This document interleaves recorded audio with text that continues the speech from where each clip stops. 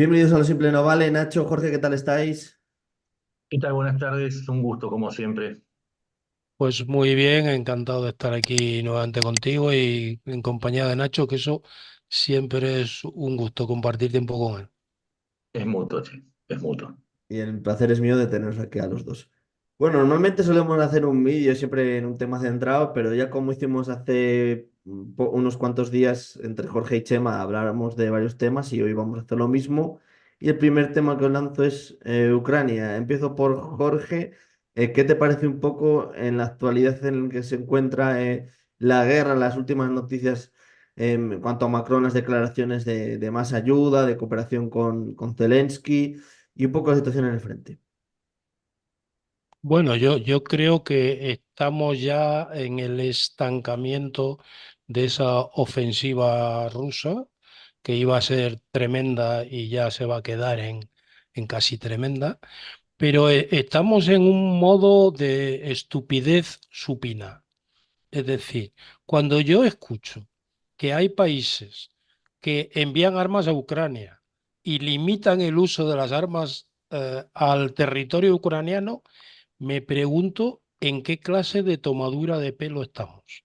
Es decir, Rusia se enfrenta con Ucrania, pero solamente se pueden utilizar armas en territorio ucraniano. Rusia compra armas a Corea, a China, a Irán y las puede utilizar donde quiera en territorio ucraniano. Pero Ucrania no puede atacar objetivos en territorio ruso. Esta es la guerra más rara que yo haya visto en mi vida o que haya estudiado. Yo no creo que haya existido ninguna guerra como esta, ¿no?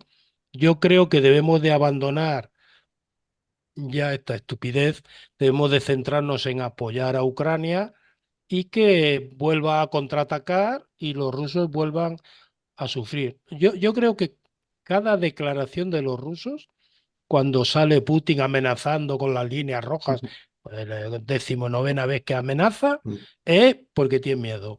Y como tiene miedo, amenaza para ver si asusta. Pero creo que esto es el chiste del lobo, ¿no? Que viene el lobo y al final ya nadie le hace caso.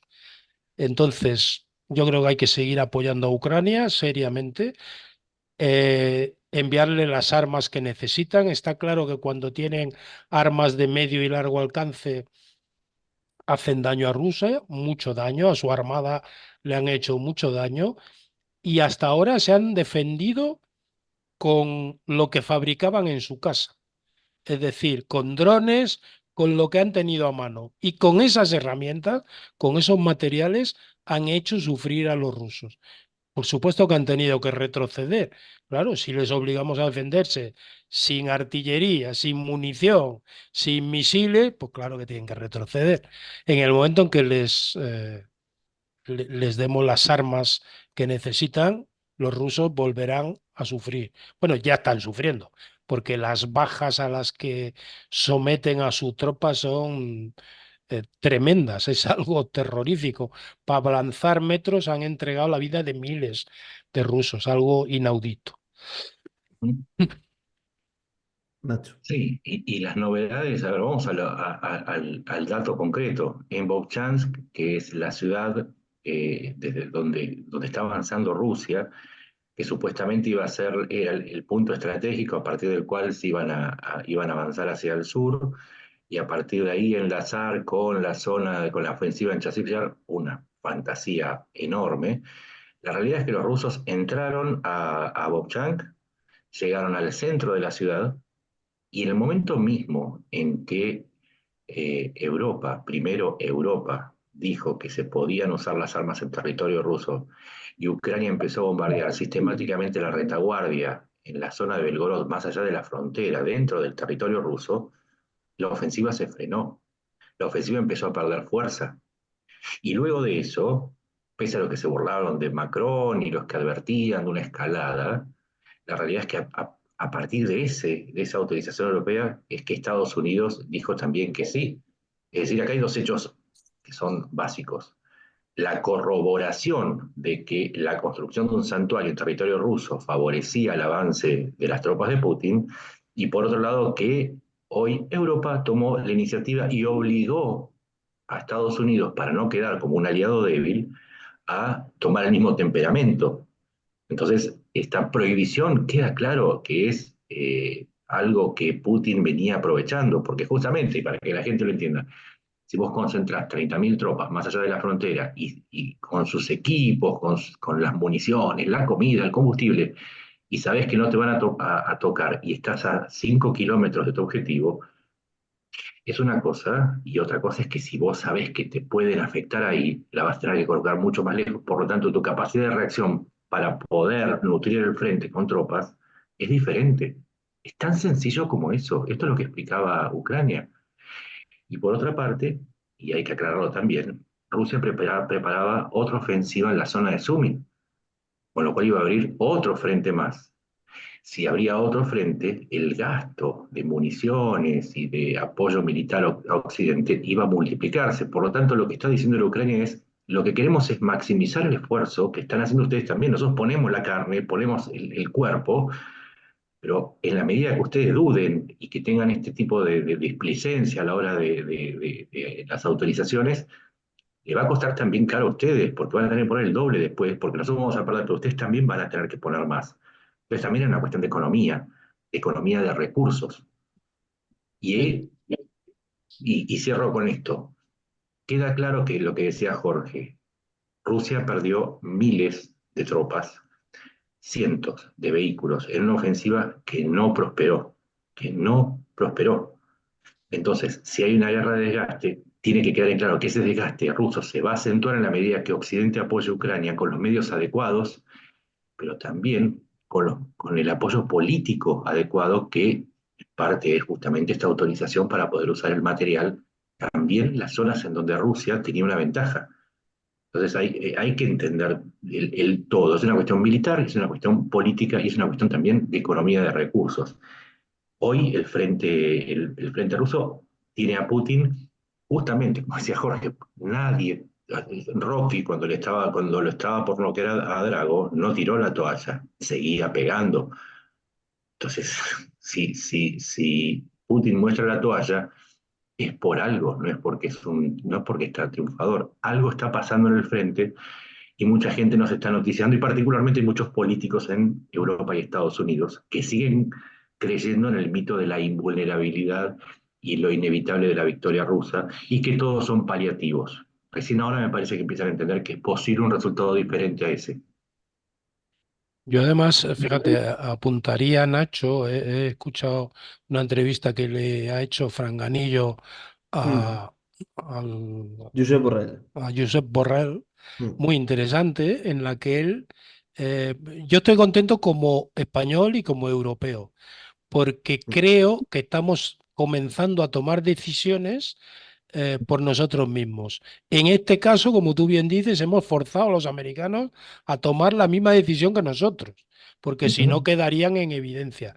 Y Borrell es muy claro en esa entrevista y afirma que tenemos que separarnos de los americanos, hacer, hacernos dueños de nuestro destino, de nuestra seguridad y defensa, que eso nos va a costar, pero que es el paso que tenemos que dar.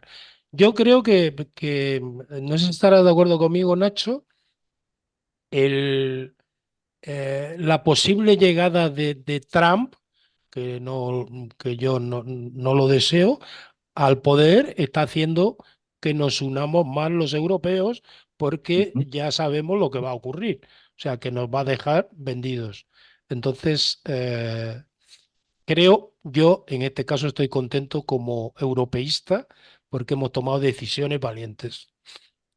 Sí, es algo que hace unos meses yo cuando decía que los caminos de Estados Unidos y Europa no eran necesariamente confluyentes por la posible llegada de Trump. Más allá de que gane o no, es algo que no lo sabemos.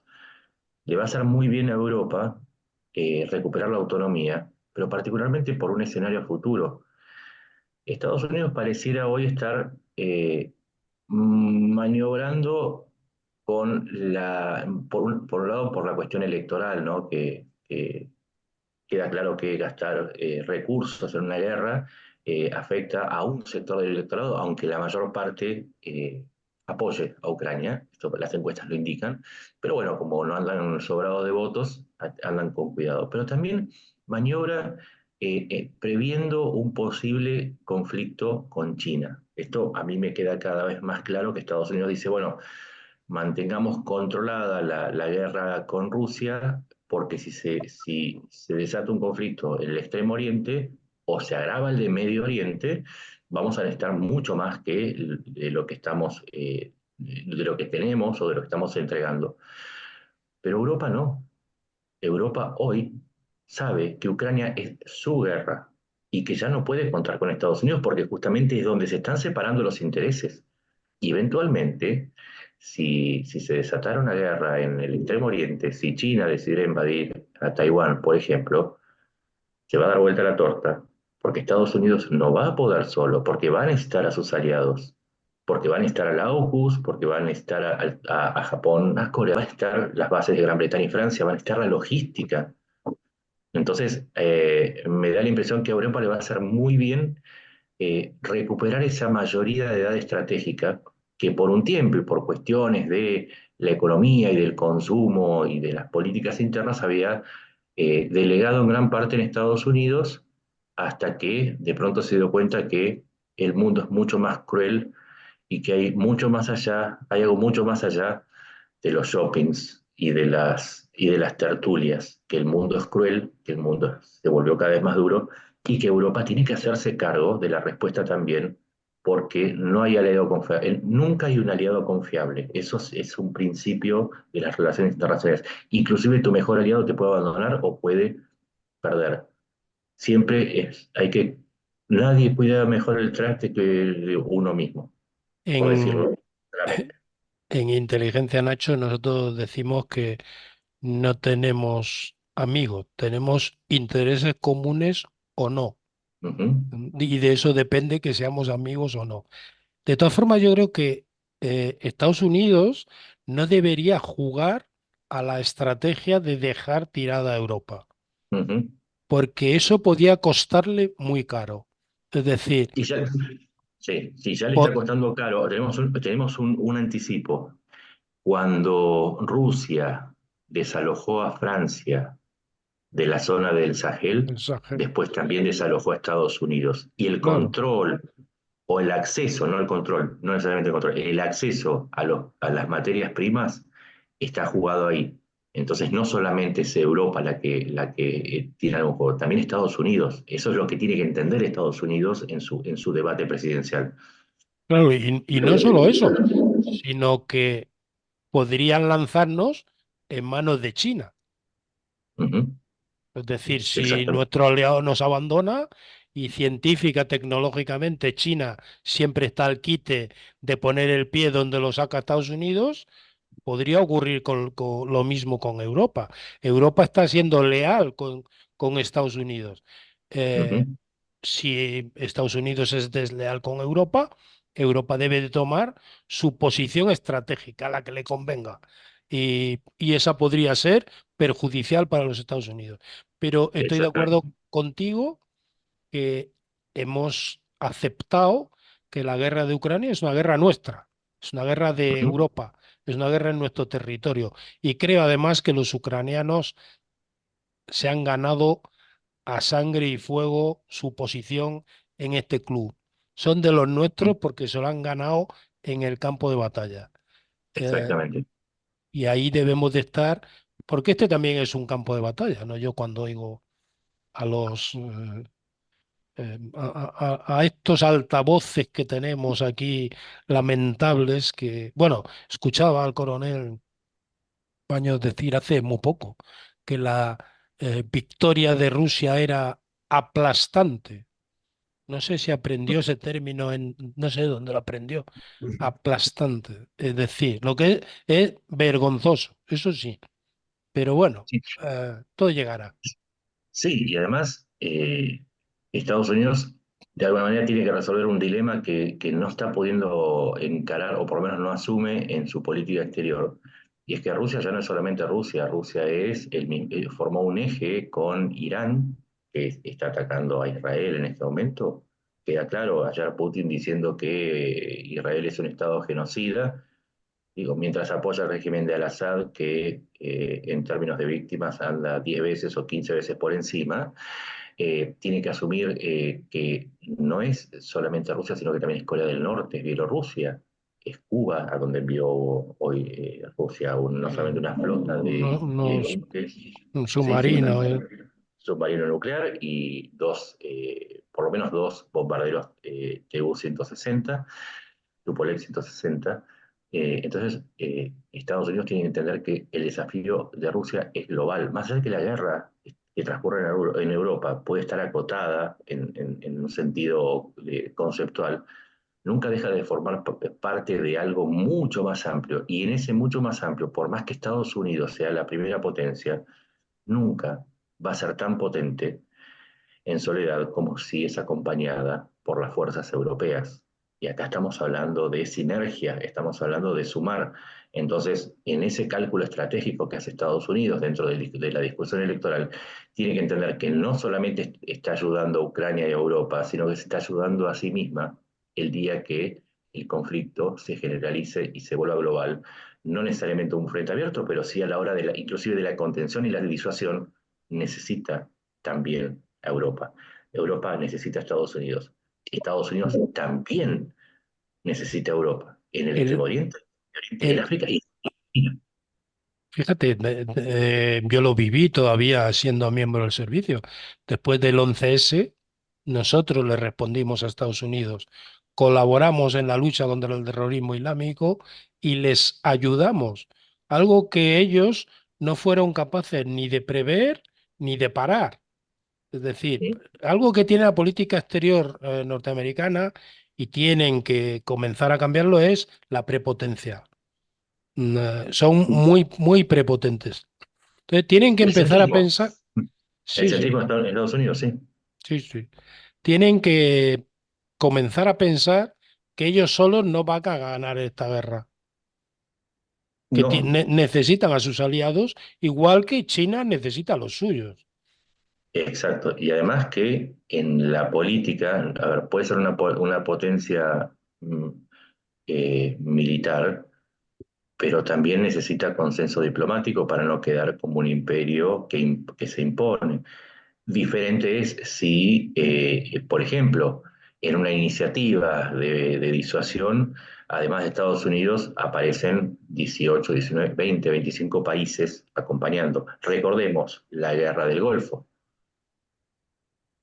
no hay que ir muy lejos. Claro. Entonces también se hace falta no solamente el apoyo militar y logístico, sino también el diplomático para que Estados Unidos, de alguna manera, no digo que legitime, pero que tenga el consenso como para no aparecer como una potencia agresora. No es lo mismo presentarse solo que presentarse en una coalición. Eso desde la guerra del Golfo quedó claro. Mm. Yo creo además que, fíjate, después de la Segunda Guerra Mundial se estableció una estabilidad basada en la disuasión nuclear. Entonces, al final, este poder establecía que las dos potencias más importantes tenían un número de misiles balísticos inmensamente superior a los que le siguen, y esto establecía un son de paz para todos, ¿no? Pero Estados Unidos debe tomar nota. Rusia ha atacado Ucrania y no ha atendido a esa disuasión. Lo está haciendo, por supuesto, convencionalmente, pero no ha atendido a la disuasión. Ha dicho, ataco a otro país y se acabó. Ha cruzado la línea roja que todos pensábamos que no iba a cruzar, pero la ha cruzado. Y por tanto, Estados Unidos debe de tomar nota que puede cruzar más líneas rojas y que igual hay que responderle de forma diferente a cómo estamos hoy. Porque hoy, en el fondo, todos estamos más o menos contentos, entre comillas, porque nosotros no ponemos los muertos, los ponen los Ujú. ucranianos. Pero si tuviéramos Sí, que poner los muertos, lo que puede ocurrir es que si no enviamos lo que necesita Ucrania, lo necesitemos nosotros, pero para defendernos nosotros mismos. exacto. Entonces, Y además, sí, recordemos, siempre hay que ir a la historia está todo. Habida cuenta que el conflicto nuclear es una posibilidad lejana porque la destrucción es mutua asegurada, así lo indica, más allá de las bravuconadas de Putin y sus seguidores, desde el año 45, desde el año 49 en adelante, la mayor parte de los muertos, hubo una cantidad similar de muertos en la Guerra Fría que durante la Segunda Guerra Mundial. Muy poca gente lo sabe este dato. ¿Y por qué se dio este conflicto? No murieron rusos y norteamericanos. Se dieron conflictos en la periferia, es decir, Occidente contra el Pacto de Varsovia peleó en guerras convencionales o de guerrillas en la periferia. Es decir, que lo que tenemos que prever, si no va a haber una guerra nuclear, que es lo más probable, es que empiecen a esparcirse los conflictos en la periferia. Y ahí va a hacer falta mucha tropa, mucho apoyo. Entonces, ese es el escenario que tendría que prever. Si lo estamos viendo ahora con Israel, estamos viendo que en efectivo se está armando, estamos viendo cómo China empuja a Filipinas. Y si en lugar de solamente Ucrania e Israel en Gaza empiezan a desatarse conflictos aislados y se multiplican en todo el mundo, ¿va a poder Estados Unidos, va a tener el consenso o la capacidad para ir sola? Entonces es ahí donde Estados Unidos tiene que entender que junto con Europa, Japón, Corea del Sur y Australia y Nueva Zelanda son Occidente, que es Occidente el que tiene que hacer la respuesta y que si no se puede separar de Occidente por un capricho de un dirigente que puede o no ser elegido. Va más allá de Trump esto. Sí, yo creo que al final esto es un enfrentamiento entre un modelo de vida y otro. Es un Exactamente. enfrentamiento entre democracias y dictadura, democracias con todos los defectos que tenemos y tal. Pero a mí me hace mucha gracia cuando alguien defiende eh, que nuestros sistemas tienen este problema. Y tal. Bueno, pues váyase usted al otro, que seguro que allí Ujú. está resuelto todo eso.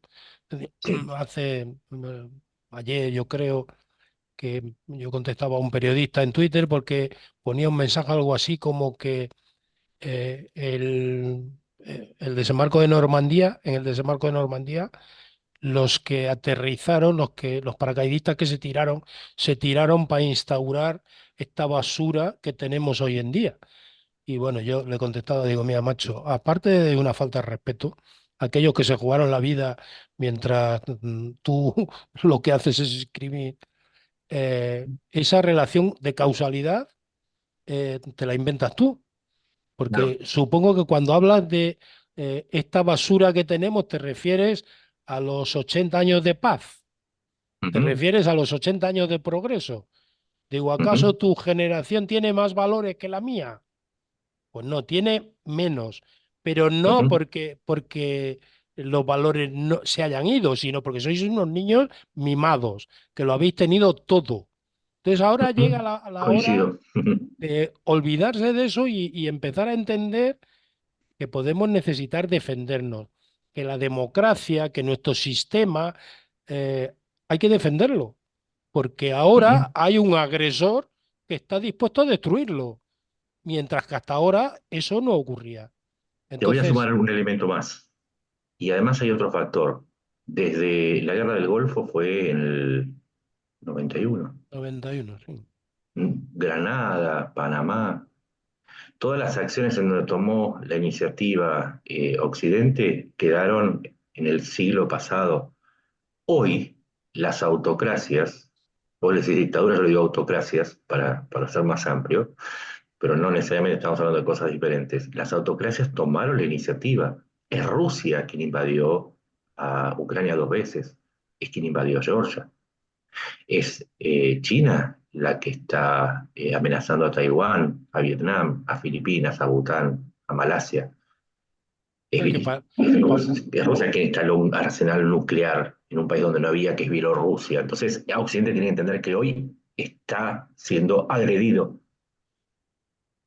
aquello, es que el discurso ruso, Nacho, es muy curioso.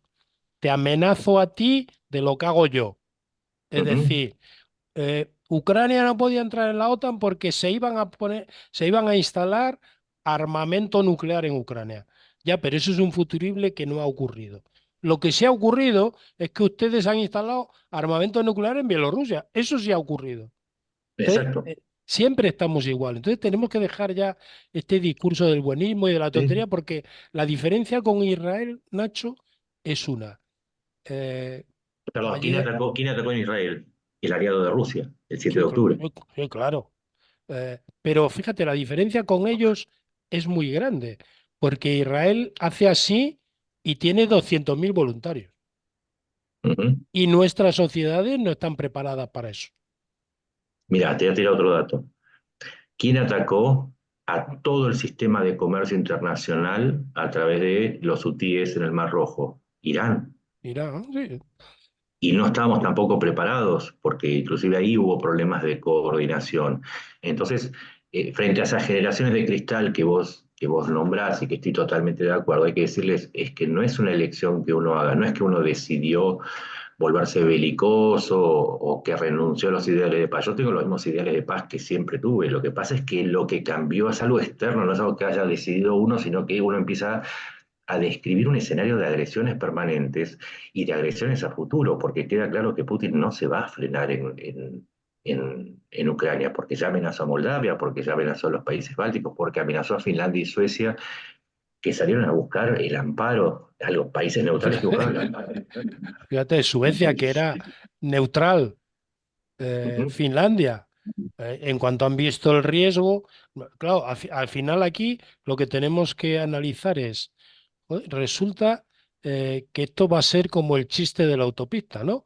Que el que va en sentido contrario piensa que son todos los que van. O Claro, sea, los claro. finlandeses son tontos, los suecos son tontos, los polacos son tontos, todo el mundo es tonto. Pues no, lo que Sí. ocurre es que están viendo al enemigo y lo tienen muy cerca, además. Y los polacos Ujú. ya lo han sufrido en sus carnes. Los polacos son precisamente quizás los que históricamente más han sufrido a los rusos. Y No, además ah, hay no, dos seguro. dimensiones de esta guerra, va más allá de lo militar. ¿En qué punto? Porque tengamos en cuenta que tanto Rusia como China como Irán son países que tienen un control interno feroz. A su vez, Occidente hoy tolera la presencia de propagandistas que no hay reciprocidad, donde hay alguien de Occidente diciendo a favor o en contra de estos regímenes, automáticamente o es expulsado o va a la cárcel o aparece suicidado. El piloto del periodista francés, Exacto. Entonces pote- hay una simetría enorme, pero también hay una agresión que nosotros estamos tolerando porque somos sociedades abiertas. Pero también en otro aspecto, la cuestión migratoria. Hoy Polonia, Finlandia, están sufriendo una agresión por medio de una política de arrojarles, de ir a buscar migrantes en Medio Oriente, en Asia Central, en Asia Menor, y se los envían a la frontera. Hay un soldado polaco muerto muerto. porque las agresiones son multidimensionales, entonces hay que entender, insisto, y abandonar la idea de la candidez, la teoría merkeliana, ¿no? De que no, si con economía y diálogo se resuelve todo. No, el mundo cambió, el lobo apareció, finalmente apareció, y realmente hay que empezar a defenderse. Y con los libros de Hoyo, esta vez no se soluciona. Además, fíjate, nombras a eh, una señora que yo creo que es culpable de la mitad de los problemas que tenemos. ¿Mm? Porque esa Sí. señora construyó una Unión Europea pegada a Rusia en sus intereses, en los intereses alemanes, porque no en vano los Nord Stream 1 y 2 entraban por Alemania, no entraban Ujú, por Polonia ni por otro lado cualquiera, ujú, por Alemania, donde Alemania tenía el control, ¿no? Curiosamente, un primer ministro alemán, un canciller alemán, perdón, pasa de la Cancillería alemana a presidir Gerhard eh, Schröder. la Sí, gran empresa energética rusa, cosas que son extrañísimas, ¿no? Que ujú, en tiempo de la Guerra Fría serían cuestiones de pelotón de fusilamiento, pero como tú exacto. dices ahora mismo, aquí tenemos propagandistas que en otro periodo de la historia serían arrestados y ahora son divulgadores Ujú, y dicen sí, aquello que les parece, ¿no? O sea, como tú bien dices, nuestro buenismo. Mira, yo hace muchísimos años, bueno, no tantos, pero bastantes, hice un curso con los judíos y el instructor nos dijo, hablando del terrorismo islámico, no se había producido ni el 11S y ya ellos tenían claro que lo que teníamos, yo tengo claro que si hay occidentales que conocen Oriente Medio, esos son ellos. Los Ujú. demás hablamos por hablar. Los que viven allí, los que conocen, son ellos. Entonces él nos decía, dice, mire, vivimos en una guerra, se va a producir una guerra que vamos a perder. Y vamos a Ujú. perder por tres cuestiones. Se refería, como bien digo, al mundo islámico. Digo, la vamos a perder por que ellos están convencidos de que están en guerra con nosotros y nosotros no estamos convencidos de que estamos en guerra con ellos. Dos, porque se aprovechan de nuestra legislación. Y Ujú. tres, porque están dispuestos a morir en el intento y nosotros Ujú. no. Esas tres ventajas son mucho y nos ganarán por ello. Pasados muchos años, yo decía que qué razón tenía aquel hombre, qué sabio era, cómo les conoce y nosotros le dejamos entrar gratis a nuestro territorio. Sí, y hay que ver la experiencia, pero digo, siempre la historia enseña. Es como los vietnamitas versus los norteamericanos. Vos podés tener la mejor tecnología, pero frente a la convicción no podés hacer mucho, frente al número. Entonces eso, hay que aprender la lección. Y precisamente, más acordar, ¿sabes qué?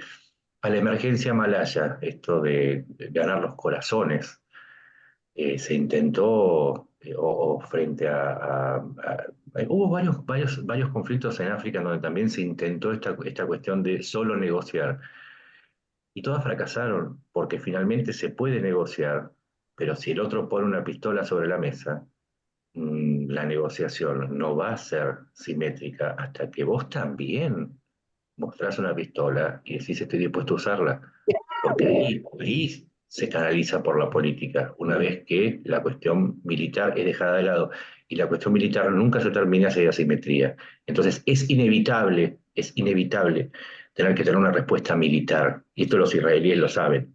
Justamente de eso se trata. Vos tenés que adecuarte al mundo. El mundo no se va a adecuar a vos, que ese es el problema merkeliano, que es creer que uno tiene que adaptar su mente, perdón, adaptar, no se puede adaptar a la realidad, sino que tiene que prepararse para una aceptación. No, el mundo es mucho más cruel que eso.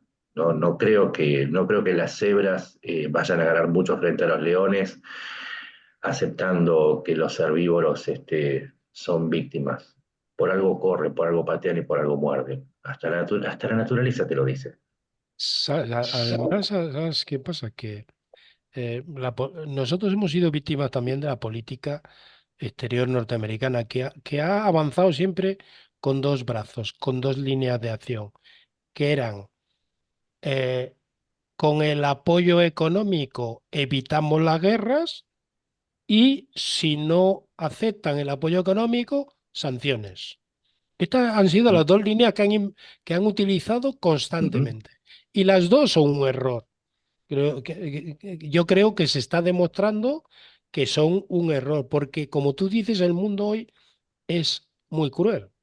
Ujú. Y Te voy a poner establecer un ejemplo. un control de sanciones, por Ujú. ejemplo, a Rusia, que no se lo salten las empresas occidentales. Es muy Ujú. complicado, muy Voy complicado. Y a como, darte como un dicen ejemplo para aquí, que veas el dinero cuánta razón tenés. no tiene bandera. Te voy a dar un ejemplo concreto de cuánta razón tenés. En el caso de Níger, existía un fondo para la mejora de las instituciones democráticas de 300 millones de dólares que le daba Estados Unidos a Níger. Y de esta manera, más lo que se pagaba por el alquiler de las dos instalaciones militares que tenía Estados Unidos, se considera que era más que suficiente como para mantener al país cerca. 300 millones de dólares, uno de los países más pobres del mundo, es muchísimo dinero. Vino Rusia, interfirió, mandó a Wagner y le dijo, el negocio, 300 millones, con el tráfico de droga que llega de, de Sudamérica, más el tráfico de armas, más el poder, 300 millones no es nada.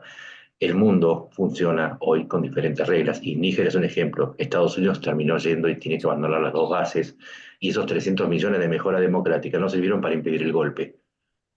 Así funciona el mundo hoy. Está claro. No es más marbiliano. Ahora es un mundo cruel, pero es el único que tenemos. Hay que adaptarse a las reglas, no las reglas a uno, porque eso es preadolescente. El mundo es lo que es y no lo que uno desea. Por más que uno le pida al universo que se alinee, eso no va a suceder nunca. Al universo le importamos tres pitos. Hay demasiados millones y miles de millones de sistemas solares como para que se preocupe por lo que sucede en este pequeñísimo lugar. El universo nos abandonó.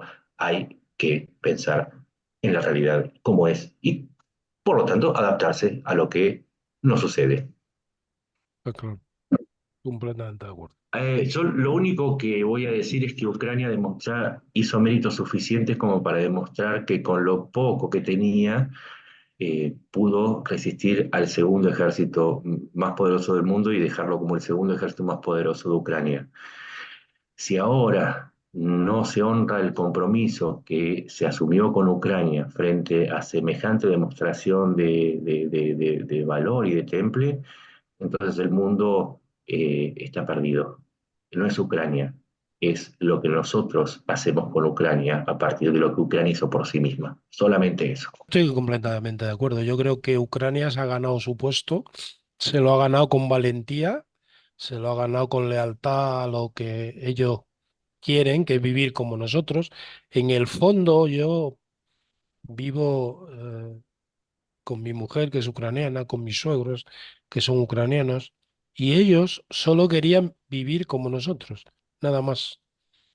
Eligieron vivir como nosotros, y eso se lo merecen.